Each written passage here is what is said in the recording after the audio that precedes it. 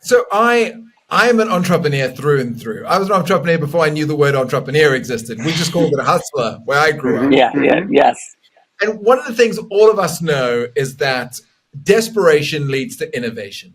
Right? When you have very little, you will find. My first company was called OPM, Other People's Money. I would take someone else's money, I'd buy a T-shirt, I'd add a print, I'd sell it back to them, I'd have this in between, and that was my learning about business before I read a business book.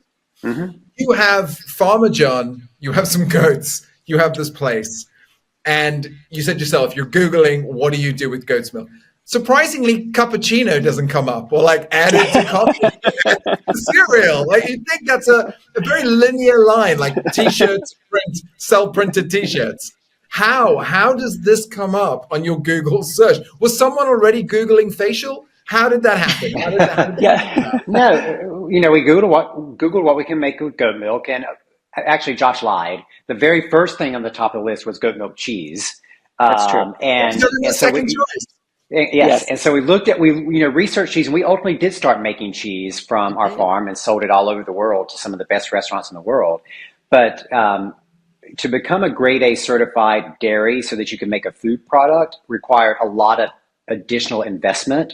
And so the second thing on the list, because we had no money, we had this huge mortgage, we had no money to invest at the time. So the second thing on the list was the goat milk. So, and we worked with a neighbor, a soap maker, Deb, who taught us how to make the bars of soap using the goat milk.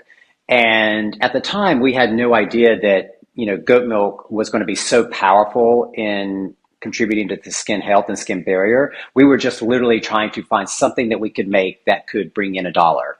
But that philosophy of working with neighbor Deb, those first bars of soap that we were creating, we had people come over, our neighbors in our little community of Sharon Springs come over to help us wrap the bars of soap for our first big order. And they did it for free because, they knew how desperate we were.